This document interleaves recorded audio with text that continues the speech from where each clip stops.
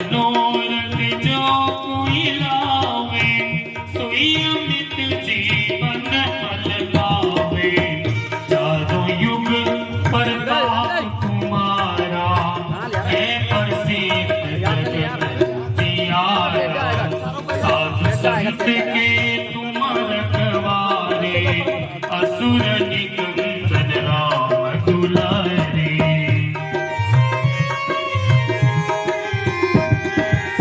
अष्ट सिद्धि नवनिधि की दाता, असबर दीन जानकी माता। राम रसायन तुम्हारे पासा, सदा रहो रघुपति के दासा। तुम्हारे भजन राम जी को भावे, जन्म जन्म के दुख बिसरावे। प्रसव उत्पुनाम्य चित्रेण पवित्रेण सूर्यस्य रश्मिभिः, तस्य ते पवित्रपदे पवित्रभूतस्य सरस्वती वाजे विर्वाजनीवते। यज्ञं वस्तुधिया वसु शुक्लां ब्रह्म विचार सार परमां गदारणीं वेदं जाड्यान्धकारापहां। हस्ते स्फाटिकमालिकां विदधतीं पद्मासने संस्थितां। वन्दे तां परमेश्वरीं भगवतीं बुद्धिप्रदां शारदां शारदायै नमः। सरस्वती नमः। श्रीकृष्णवाग्मूर्ति श्रीमद्भागवत महापुराणाय नमः। ध्यायामि ध्यानावानार्थे अक्षतपुष्पाणि समर्पयामि। सर्वोपचारार्थे गन्धाक्षतपुष्पाणि समर्पयामि। ॐ यं प्रव्रजन्याय सहस्रमूर्तये सहस्रपादाक्ष शिरोर्बाहवे। सहस्रनाम्ने पुरुषकमलनाभाय नमस्ते। त्वया भारत तैलपूर्ण प्रज्वालितो ज्ञानमया प्रदीप। व्यासाय विष्णुरूपाय व्यासरूपाय विष्णवे नमो वे ब्रह्महृदये वासिष्ठाय नमो नमः। श्रीवेदव्यासाय नमः। प्रार्थना पुष्पांजलिं समर्पयामि नमस्करोमि। आरार्तिक दीपं प्रज्वाल्य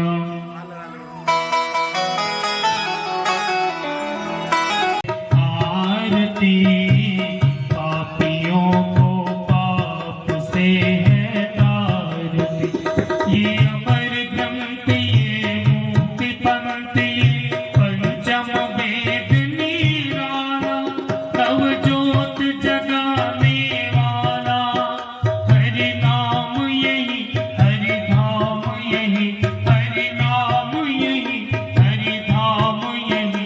जग के मंगल हरि तरस कराने वाला है। सुख करनी है दुख हरनी है सुख करनी।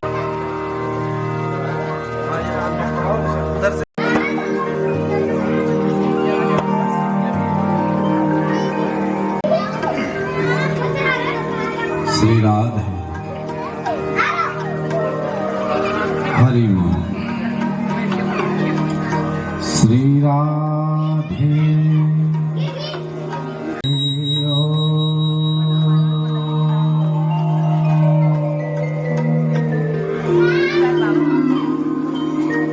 नमः परमहंसाय स्वाहा। श्री रामचंद्राय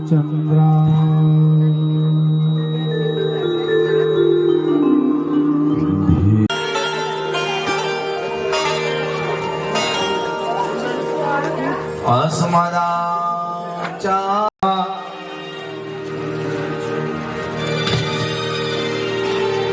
जय जय माखन चोर की। वेद व्यास भगवान की जय। सुखदेव जी भगवान की जय। अपने अपने माता पिता की जय। अपने अपने सद्गुरुदेव भगवान की जय। अपने अपने इष्ट देव भगवान की जय। सब संतन की जय। सब तीर्थन की जय सब विप्रन की जय गौ माता की गंगा मैया की जय भारत माता की जय जय जय श्री राधे।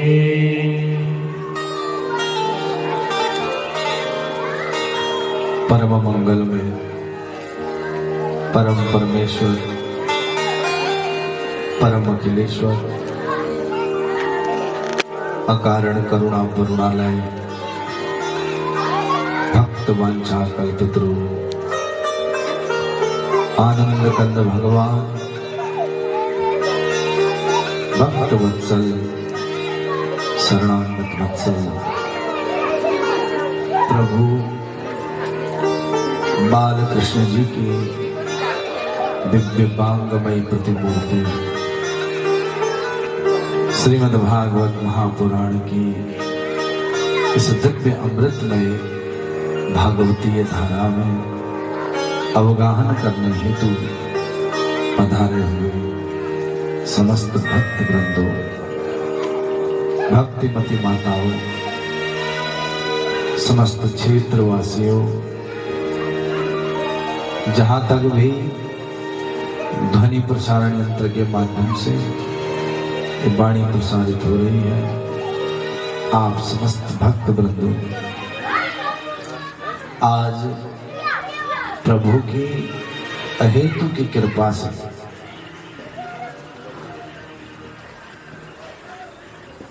जो सब हम समस्त इस संसार के हेतु हैं, उनकी करुणामयी कृपा, पूज्य माता पिता के आशीर्वाद स्वरूप, पितृदेवों की कृपा से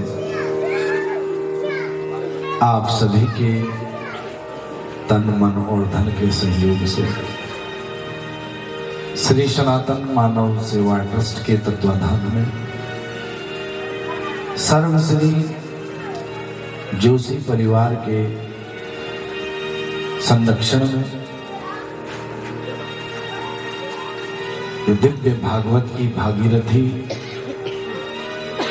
समस्त क्षेत्र के कल्याण के लिए, जनमानस के कल्याण के लिए आपके देवभूमि देहरादून नथुआ वाला क्षेत्र में प्रवाहित हो रही है। आज प्रथम दिवस भागवत जी का आरंभ हो रहा है, जिसमें हम भागवत जी का परिचय जाने,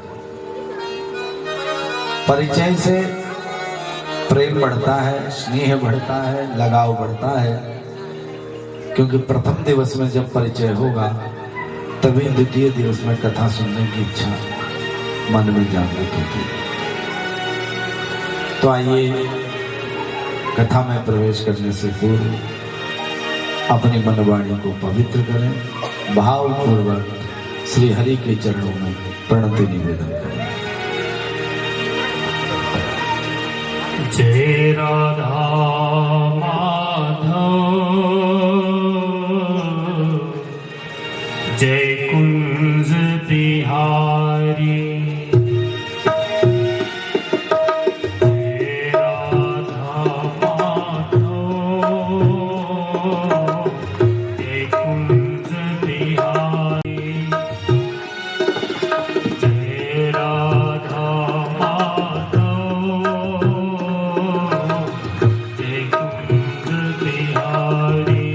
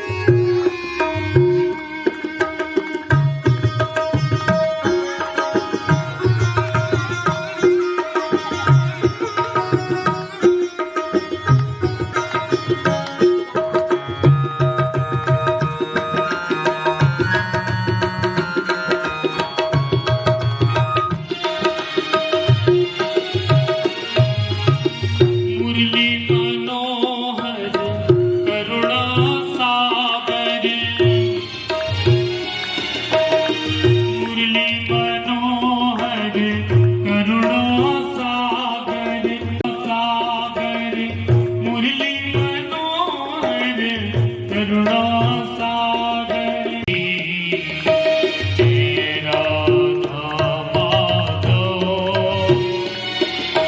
जय राधा माधव गोपी जन वल्लभ जय गोपी जन वल्लभ जय गिरिवरधारी जय राधा जय कुंज बिहारी हरे रामा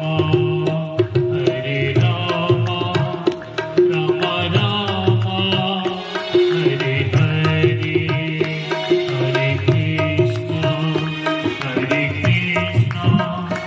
कृष्णा कृष्णा हरे हरे हरे रामा राम रामा हरे हरे हरे कृष्णा कृष्णा कृष्णा हरे हरे हरे रामा हरे हरे हरे कृष्णा कृष्णा हरे रामा राम रामा हरे हरे हरे कृष्णा कृष्णा कृष्णा हरे हरे हरे रामा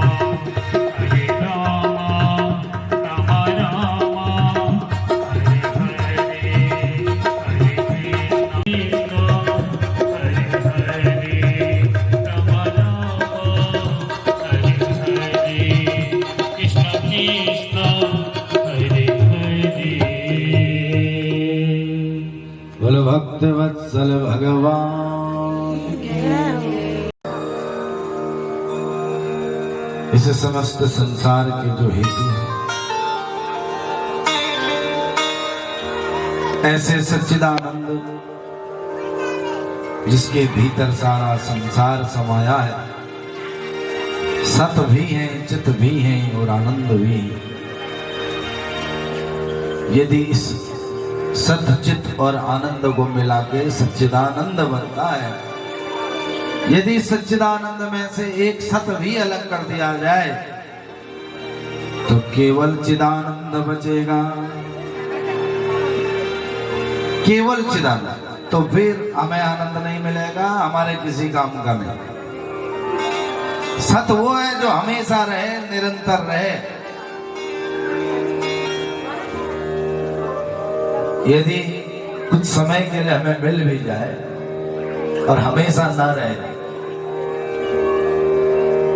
हम धन चाहते हैं, पुत्र चाहते हैं, संतान चाहते हैं, संपत्ति चाहते हैं, इसलिए नहीं चाहते कि कुछ ही दिन के लिए मिल जाए, इसलिए चाहते हैं कि निरंतर मिलता रहे, चलता रहे। यदि इसमें से सत निकल गया तो आधा अधूरा, फिर न जाने कब खिसक जाए कोई पता नहीं। और दूसरा है चित। चित माने ज्ञानवान। मान ले हमेशा रहने वाली चीज मिल जाए और अज्ञानता से भरी हो तो भी किसी काम की नहीं। और आनंद, यदि आनंद उस परमात्मा के भीतर ना हो तो हम सबकी किसी काम का नहीं। इसीलिए सत भी हो, चित भी हो और आनंद भी हो, वो सच्चिदानंद हम सबके आनंद ही आनंद जो हमारे भीतर समाया है वो सच्चिदानंद के। 5 साल की सरकार नहीं कि चुनाव होगा सत्ता बदल जाएगी। इस प्रभु की सावरे सरकार की सरकार तो ऐसी है जो नित्य निरंतर है, शाश्वत है, आदि अनादि काल से है, उन्हीं की सत्ता चल रही। ऐसे प्रभु सच्चिदानंद घन के श्री चरणों में हम कोटि कोटि वंदन प्रणाम करते हैं। कोई भक्त पूछने लगे भैया हम क्यों प्रणाम करें, हम तो ना करें, तुम कर लो बैठ के, हमें क्या फायदा होगा इसके चरणों में प्रणाम करने से। तो इस श्लोक में जो सच्चिदानंद रूप आया, इस श्लोक में भगवान के रूप का वर्णन किया। सत घन चित घन आनंद, सच्चिदानंद तो उनका स्वरूप है। तो स्वरूप देख के हम क्या करें, ये करता क्या है, विश्वोत्पत्त्या दिहे तवे। और दूसरी बार में बताया भैया इसका काम है विश्व की उत्पत्ति करना, पालन पोषण करना और अंत में संहार करना। जैसे हम सवेरे से शाम तक खाते रहते हैं, दाल भात खिचड़ी सब मिक्स होके हमारे उदर में समा जाता है, वैसे ही भगवान इस संसार को, विश्व को, विश्वोत्पत्त्यादि, उत्पत्त्यादि में आदि शब्द, उत्पत्त्यादि में आदि शब्द लगा के व्यास जी कहना चाहते हैं कि उत्पत्ति करने के साथ साथ पालन पोषण भी इन्हीं का काम है और अंत में इस संसार से धराधाम से निपटाना भी इन्हीं का काम है। दाल भात खिचड़ी बना के अपने उदर में समा लेते हैं, ये इनका काम है। फिर भी भक्त पूछता भैया ठीक है आपने स्वरूप बता दिया, इनका काम बतला दिया, लेकिन हमारे तो किसी काम का अभी तक निकला नहीं, हमारा क्या फायदा है। तो अब अपने फायदे की बात, तापत्रय विनाशाय,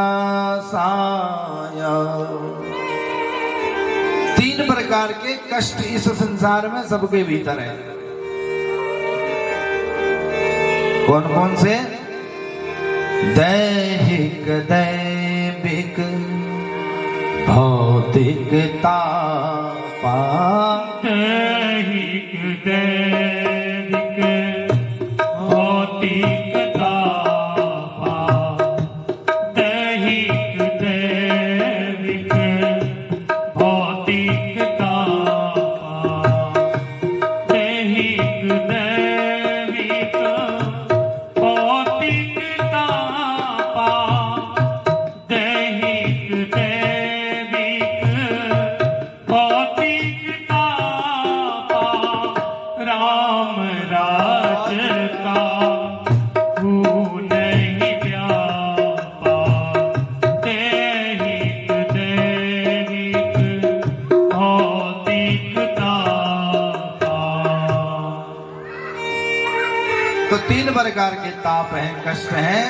दैहिक शरीर की बीमारी, महाराज क्या करें, कमर दर्द ने बड़ा दुखी कर रखा, घुटनों से बैठा नहीं जाता। दैहिक कष्ट, शरीर की बीमारी, आंखों से देखने में असमर्थता हो गई, कानों से सुनने में गड़बड़ हो रही, दैहिक ताप है। दैविक ताप है जो परमात्मा ने ही दिया है, दैविक देवताओं के द्वारा दिया गया। देवता कैसा ताप, कैसा कष्ट देते हैं, बढ़िया से खेत में गेहूं लहलहा रहे हैं, धान की बालियां लहलहा रही हैं और पूरे 5-6 महीने की मेहनत, और देखा बरसे बादल और सारी लहलहाती हुई उस गेहूं की बालियों को और धान की बालियों को नष्ट कर दिया। ये किसी ने नहीं, देवताओं के, देवराज इंद्र का चमत्कार है। दैविक ताप, और दैविक ताप अकेले एक को नहीं मिलता कभी भी। लेकिन दैहिक ताप, शरीर का कष्ट एक को हो सकता है, लेकिन दैविक ताप ग्रुप में मिलता है, एक समूह में। खेत एक का नहीं होता, और किसी ने खूब मेहनत की और किसी ने बिल्कुल भी मेहनत नहीं की। जिसकी मेहनत थी उसका तो सब नाश स्वाहा हो गया, जिसने मेहनत नहीं करी थी वो तो दूसरे के भरोसे बैठा था। तो पाप किया या नहीं किया, कष्ट किया कि नहीं किया, लेकिन नुकसान दोनों का हो। तीसरा भौतिकता। भौतिक ताप है जीव मात्र के द्वारा दिया गया कष्ट। जीव मात्र में चाहे पशु के द्वारा दिया गया हो, चाहे अड़ोसी पड़ोसी के द्वारा दिया गया हो, जीव मात्र से जो हमें कष्ट मिलता है, उदाहरण के लिए जान ले महाराज, बड़ा दिमाग में टेंशन है। किस बात का? बोला जी जंगल के बीचों बीच में घर है, गुलदार न जाने कब आ जाए, आंगन में छोटे छोटे लाला खेलते, अब तो भीतर से बाहर भी निकालना बड़ा मुश्किल। ये भौतिकता। पड़ोसी महाराज इतने खतरनाक हैं, अपने घर के भीतर से झाड़ू लगा हुए हैं, पानी भर के हमारे घर की तरफ भेज दे रहे, दूसरा कष्ट दे रहा है। ये भौतिकता। तो ये त्रितापों से मुक्त होने के लिए हमारे लाभ की वस्तु कि ताप, हमारे कष्ट जहां मिटे, जिसके चरण शरण ग्रहण करते ही ऐसे प्रभु श्री कृष्णाय वयम नमः, ऐसे प्रभु को हम सदैव प्रणाम। भागवत जी की परम पवित्र पतित पावनी ज्ञानमयी अमृतमयी कथा नैमिषारण्य के पावन तीर्थ में हो रही है। एक बार सौनक जी महाराज, उनके मन में विचार आया एक विशाल यज्ञ किया जाए 1000 वर्ष का। और यहाँ 7 दिन का यज्ञ भागवत जी का कराना हो तो कितने टेंशन दिमाग में। 3 घंटे का मात्र सुंदरकांड का पाठ कराना हो तो कितनी टेंशन।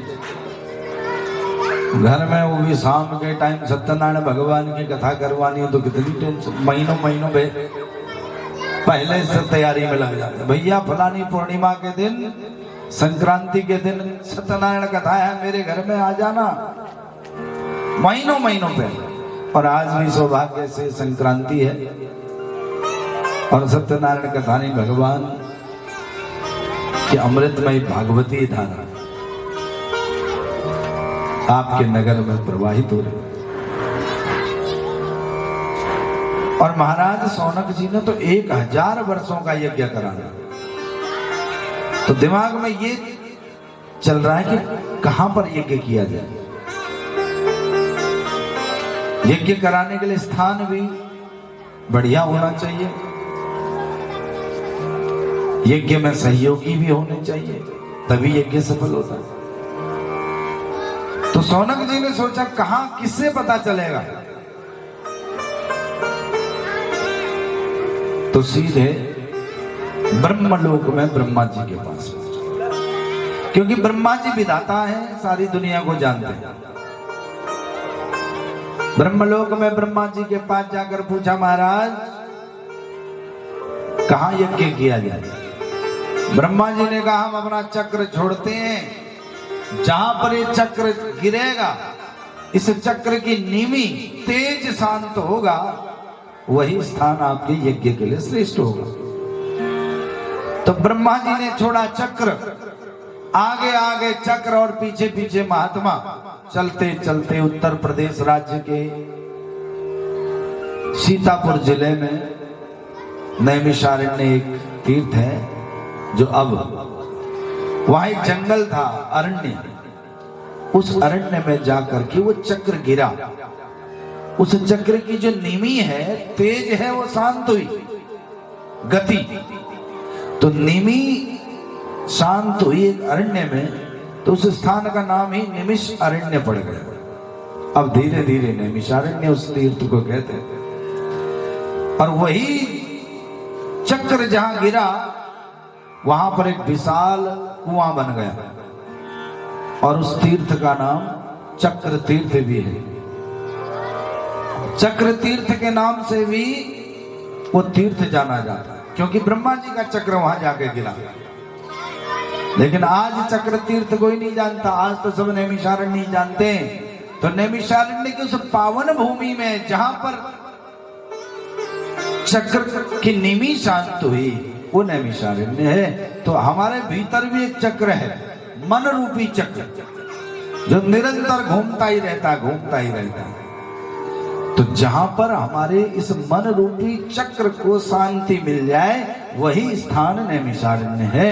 तो भागवत की भागीरथी आज इस स्थान में प्रवाहित हो रही है, जहां पर हमारे मन रूपी चक्र शांत होकर विराजमान है।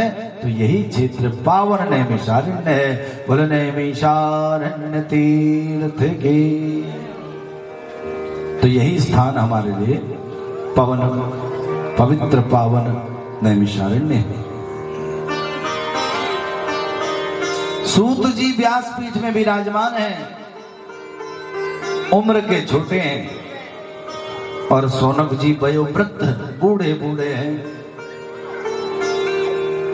और जब 88,000 विद्वानों का जो प्रतिनिधित्व सोनक जी कर रहे हैं, तो फिर सोनक जी कितने विद्वान नहीं होंगे। विद्वानों का जो प्रतिनिधित्व कर रहे हैं, तो प्रतिनिधि कितना विद्वान नहीं होगा। तो सोनक जी ने सूत जी से कहा, हमारा अज्ञान ध्वांत विध्वंसा कोटि सूर्य समप्रभ सूताख्यायी कथा सारम मम कर्णा रसायन। और हमारे सोनक जी कथा सुनने में परम पटु हैं।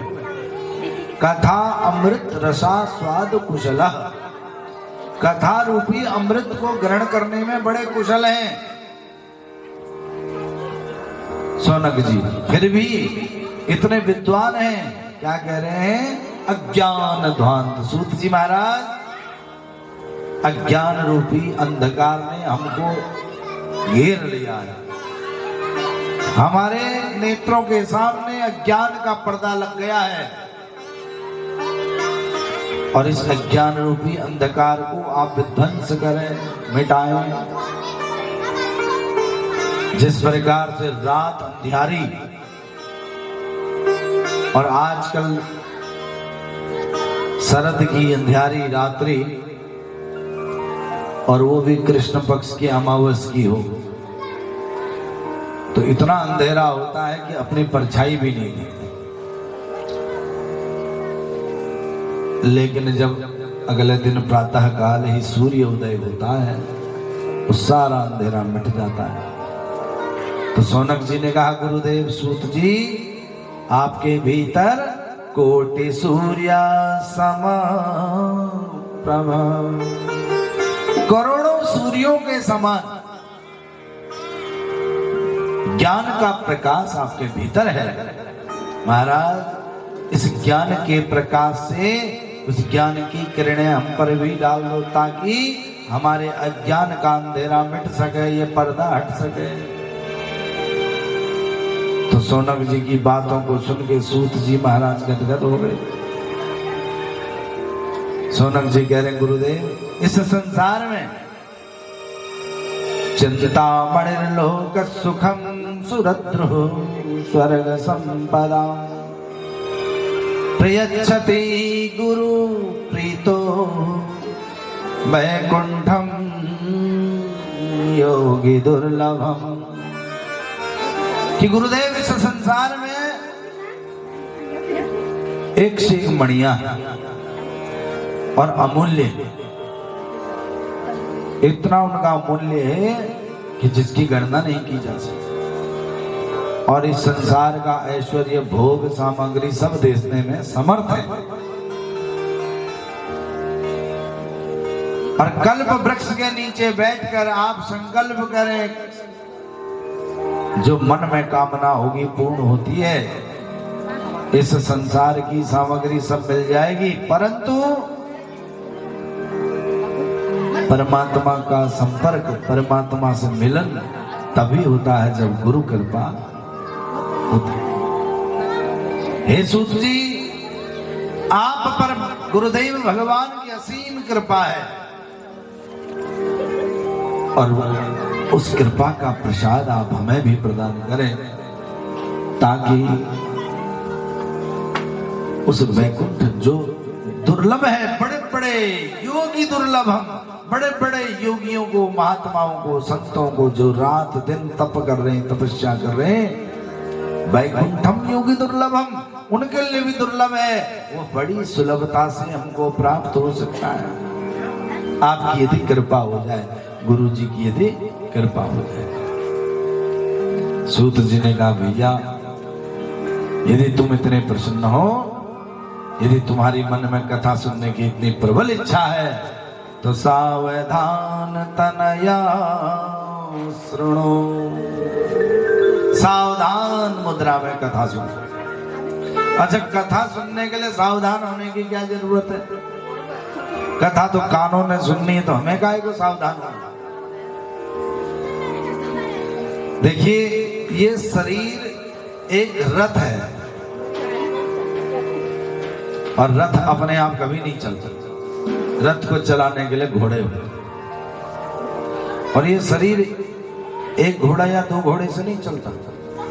इसमें 10-10 घोड़े लगे हैं, 5 ज्ञानेंद्रियां और 5 कर्मेंद्रियां। ये घोड़े ही इसको चलाते हैं। और घोड़े भी यदि रथ में लगे हो तो घोड़े भी अपने आप नहीं भागते, उसके लिए भी एक सारथी की जरूरत होती है जो घोड़ों को चलाता है, उनकी लगाम को अपने हाथ में। ऐसे ही ये तन रूपी घोड़ा 10 इंद्रियों से घिरा हुआ तन रूपी रथ, और उन 10 इंद्रियों के ऊपर एक सेनापति है, चालक है हमारा मन रूपी मैनेजर है, अधिकारी मन के रूप में बैठा। और अधिकारी के ऊपर भी एक मालिक है। बड़ी बड़ी कंपनीज में मैनेजर अलग होते हैं, मालिक अलग होते हैं, कर्मचारी अलग होते हैं।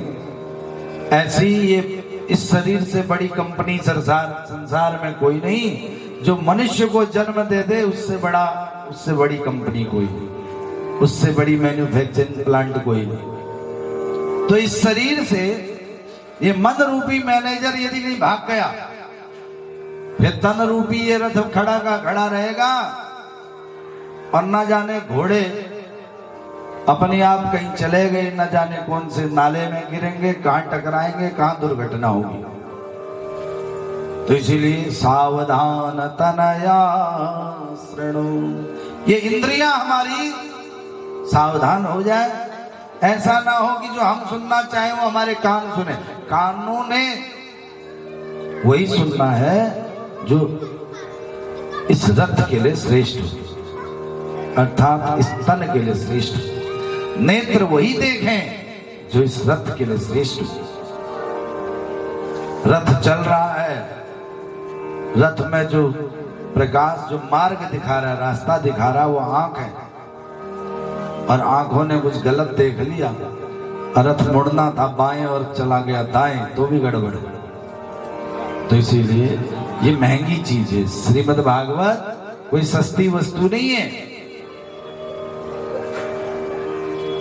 महंगी चीज जब दुकान से खरीदी जाती है, सुनार की दुकान में जाके कभी देखिएगा, सोने के आभूषण जब सुनार बना के देता है, बोलता बहन जी बड़ी ध्यान से ले जाइएगा, कहीं गिर न जाए रास्ते में, सावधानी से ले जाइए। ऐसे ही ये भागवत भी बहुत महंगा है, इतना सस्ता नहीं है। इसीलिए सावधान तनया श्रृणु, सावधान मुद्रा में हम कथा को श्रवण करते हैं।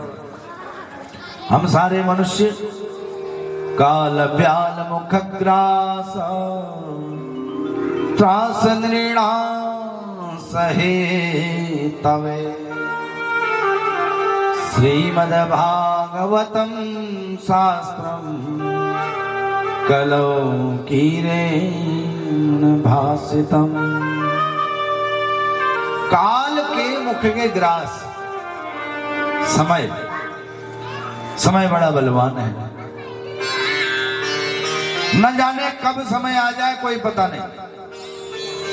सब उसके मुख के हम ग्रास हैं और वो का मुंह बंद कर ले कोई पता नहीं। काल ब्याल मुख ग्रास त्रास नृणा सहे तवे। ये मृत्यु लोक है। इस मृत्यु लोक में हम सबका सबसे बड़ा डर ही मृत्यु है। और ये न जाने हम मर गए तो क्या होगा, कुछ नहीं होने वाला। हमसे पहले कहीं निकल लिए, हम भी कल निकल जाएंगे, हमसे पीछे वाले भी निकलेंगे। निकलना सबको है, जाना सबको है। ये संसार है। संस्कृत में कहते हैं संसरती, जो सरकता जाए, भगता जाए, दौड़ता जाए, खिसकता जाए, वो संसार है। और इसकी गति इतनी तीव्र है, इतनी तेजी से दौड़ रहा है। हम सोच रहे हैं भैया अभी तो 50वीं आई है, गोल्डन जुबली, दांत सब निकल चुके। समय इतनी तेजी से बढ़ रहा है, गति इतनी तीव्र, 50वीं नहीं 50 कम हो चुके हैं। तो ये हम सब इस संसार के काल के मुख के ग्रास हैं। इस संसार का सबसे बड़ा डर मृत्यु है और मृत्यु के भय को मिटाने के लिए ही श्रीमद् भागवत को सुनना अनिवार्य है। श्रीमद् भागवत हमको मरना सिखाती है। वो यही समझाती है कि मरने से मत डरो, मरना ही एकमात्र सत्य है। सत्य वो है जो हमें कभी दिखता नहीं, और मरने वाले व्यक्ति को अपनी मृत्यु कभी नहीं दिखाई देती। वही एकमात्र सत्य है। सत्यम परम। जनरेटर में तेल भी नहीं होगा। जो मृत्यु के भय से मुक्त हो गए, सुधा कुंभं गृहीत्वैव देवास्तत्र समागम। तो देवराज इंद्र अमृत का कलश ले आए। गंगा जी के तट पर परीक्षित कथा सुन रहे हैं। यजमान परिवार व्यासपीठ के सामने रहने चाहिए, तभी कथा का लाभ मिलेगा। नहीं तो पैसा तो जब मर्जी खर्च कर लो। कथा सुनने का मतलब क्या है? तो महाराज परीक्षित के सामने जब अमृत का कलश लेके देवराज इंद्र स्वयं स्वर्गलोक से आए, सुखदेव बाबा कथा सुना रहे थे। उन्होंने देखा भैया आज इंद्र कैसे पधारे। देखा हाथ में एक अमृत का कलश है, और उस अमृत के कलश को देखकर समझ गए सुखदेव बाबा कि अमृत आया है। अमृत का मतलब ही होता है जो पी ले अमृत वो ना मृत, वो मरे ही नहीं। जिसने अमृत पी लिया वो कभी नहीं मरता, वो अमर हो जाता। और इंद्र ने कहा महाराज ये अमृत आप परीक्षित को पिला दीजिए, क्योंकि परीक्षित मरने वाले हैं 7 दिन में, और ये कथा हमें सुना दीजिए। इससे पता क्या चल रहा है? ये पता चल रहा है ये भागवत स्वर्ग लोक में कितनी दुर्लभ है, देवताओं के लिए कितनी दुर्लभ है ये कथा, जो हमें इस धराधाम पर बड़ी आसानी से सुलभ है। आज कथा यहाँ आरंभ हो रही है, अब कल आपके नगर क्षेत्र में दूसरी कथा भी आरंभ होगी। कितनी सुलभ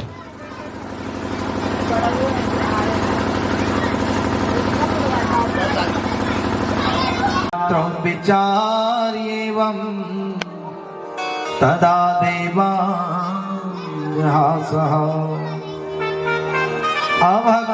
अभक्तांतांच विज्ञाय न ददौ स कथामृतम्।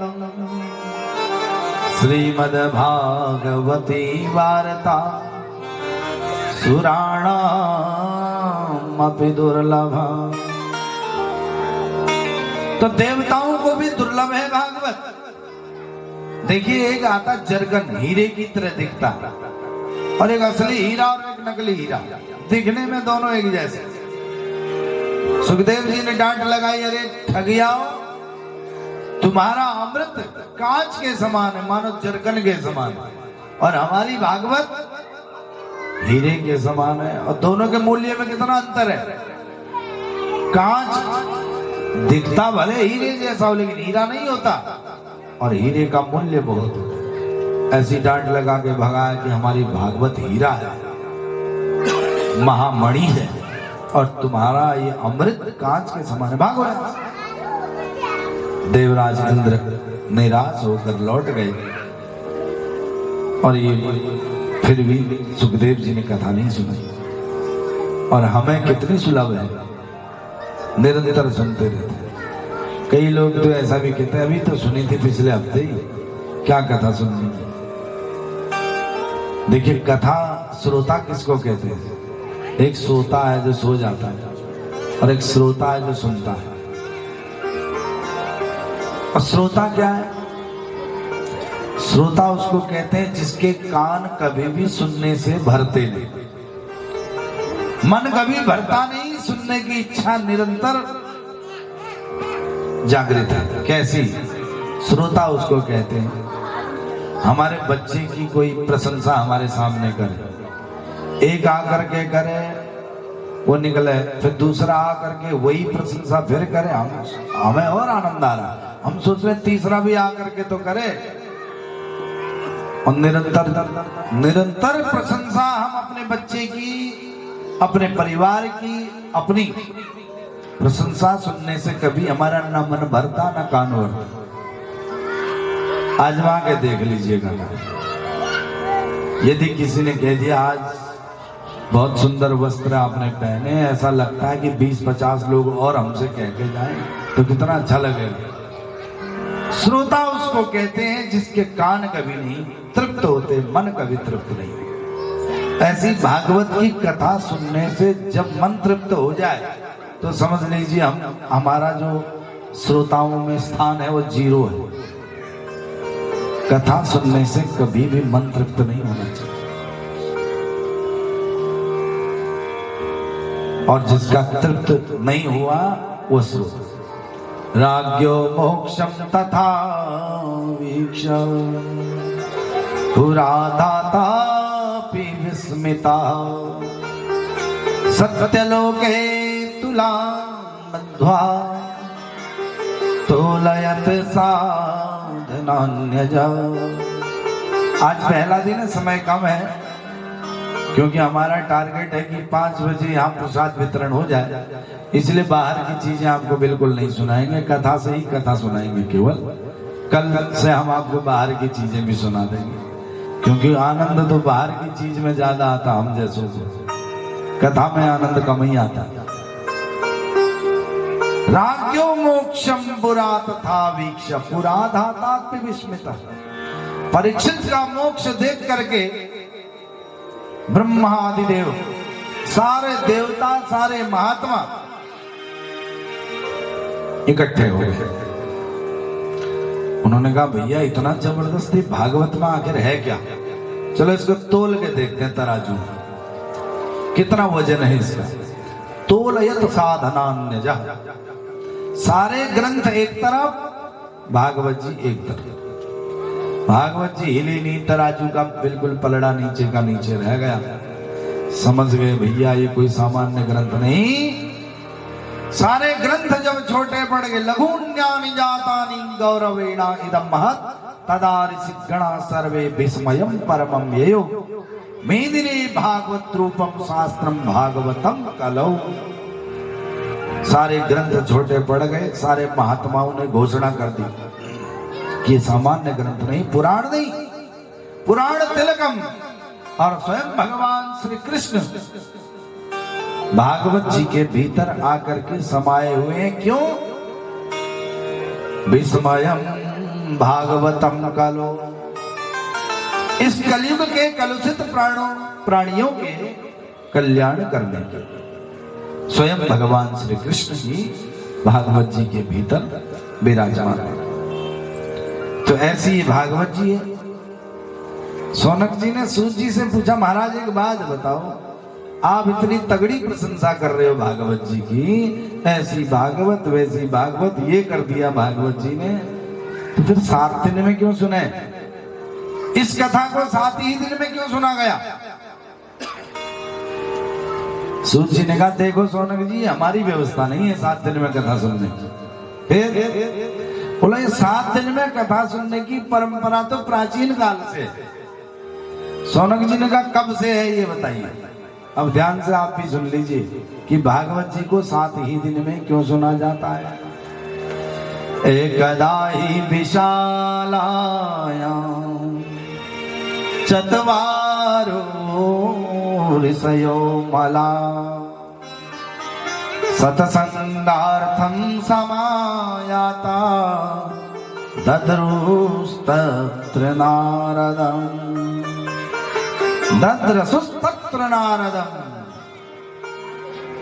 देखो सौनक जी, एक बार की बात है, एकदा ही विशालाया, एक बार 4 महात्मा थे जो आपके बीच में आने वाले हैं कुछ ही क्षण में।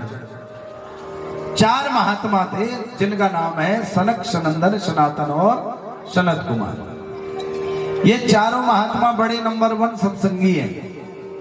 सत्संग का व्यसन बहुत तगड़ा है इनको। देखो व्यसन तो सारे होते हैं, किसी को बीड़ी पीने का व्यसन है, तो किसी को मदिरा पीने का व्यसन है, किसी को न जाने क्या क्या व्यसन है, किसी को भगवान की कथा सुनने का व्यसन है। चारों महात्मा जी आजा, नारद जी बाद में आएंगे। नारद जी भी है, नारद जी बाद में आएंगे। तो चारों महात्मा इधर खड़े हो जाएंगे आगे, मुंह उधर करके। तो 4 महात्मा बद्रीनाथ धाम में भ्रमण कर रहे हैं। ये हमारे बीच में, ये बद्री विशाल ही, इसको समझ लीजिए। बद्रीनाथ धाम में हमारे 4 महात्मा आप सबके बीच में हैं। एकदा ही विशालाया चत्वारो ऋषयो मला। ये 4 महात्मा बद्रीनाथ में घूम रहे थे। क्यों घूम रहे थे?